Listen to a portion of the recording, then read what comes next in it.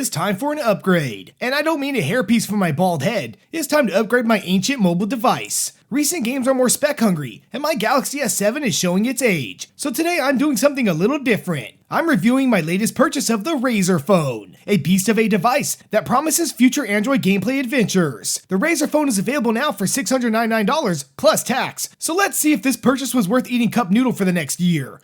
First up, design. This behemoth of a device is not your typical rounded ergonomic fanciness. No, here we have a blocky square that looks like something from 2012. With an aluminum body, this monstrosity feels both premium and sturdy. The extra heft is noticeable, yet still feels okay in your hand. On top of this, we have bezels, something missing from recent phones, and it's also needed for the speakers, which we'll touch on later. Altogether, this phone distinguishes itself from other mobile devices, and while it's not the most eyeball-pleasing look, I actually really like the premium quality and the fact that it stands apart from the crowd. If this phone was a character in an RPG, it would definitely be the damaging tank you send into a group of enemies. Next up, specs and display. This eye-catching device hides some pretty impressive internals. The Snapdragon 835 processor may be going out thanks to the release of the 845. Even still, this phone is future-proof. Graphics blast to an Adreno 540, and everything else is multitasking smooth with its 8 gigs of RAM. Yes, 8 gigs of RAM. Store all your games in its 64 gig internal storage, or hoard them all in an extra 256 gigs through external. The specs are great, and should last the gaming market for a couple years, and possibly beyond. All specs aside, let's talk about the most bombastic aspect of this phone, the IPS LCD Quad HD display. This display is phenomenal. Now I will admit, it's not the AMOLED displays you're used to, so colors won't be as bleeding bright, but instead they'll look more natural. Even so,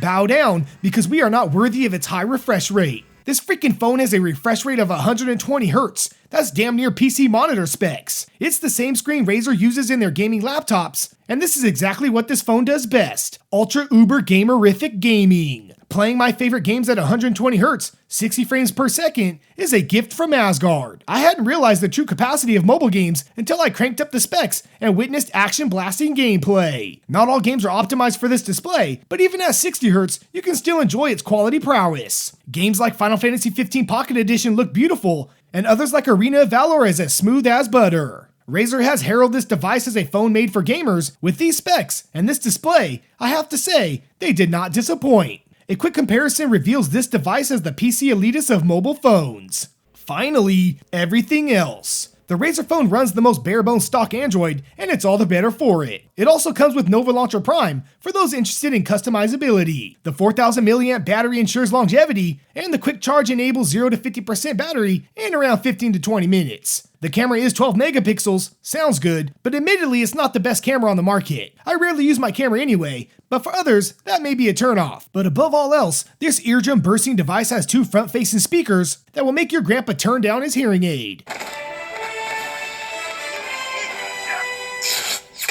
These Dolby Atmos stereo speakers provide sound far superior than any other mobile device. Watching Netflix at high refresh rates in HDR and surround sound creates an immersion unlike anything else. This aspect basically makes up for the lack of a headphone jack. Again, I usually don't use headphones, but others may be disappointed. This phone is geared toward the gamer, and it excels in every way. But those looking for a more well-rounded device may not be impressed with what it has to offer. It also only works on T-Mobile and AT&T network. So let's talk about if this phone is your next device. I'm not going to rate this phone because that would be a disservice. Instead, I'm going to go over why I purchased it, why I like it, and why I think you should consider it. I bought this phone for its massive gaming capabilities. The refresh rate makes for an immersion in gameplay I've never seen on a mobile device. The specs make for a phone that I don't need to upgrade anytime soon, and the speakers make me feel like I'm in a movie theater. All this combines for a device that is perfect for me and this YouTube channel. However, its disappointments lie in its camera and its not so bright and colorful display. However, I am completely satisfied with this purchase. For once, no buyer's remorse. I'm looking at you, Wii U. The $700 price point guarantees more bang for your buck. However, other devices such as the Pixel 2 provide a better camera and similar specs, minus the refresh rate. So if you are in the market for a new phone, and you're an ultra uber gamer geek who wants to show off to your friends, then this just might be the phone for you. Or if you don't mind spending the extra cash for a device that offers a tad bit more, then it might not be for you. It really depends on what's important to you when it comes to a smartphone purchase. As for me, I can't wait to re-download as many games as possible, just to experience the fantastic beauty that this thing pumps out. It's a beefy buff steroid-induced mobile device.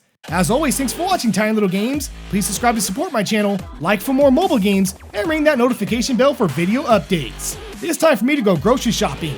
Let's see. Cup noodle, water. Okay, grocery list complete.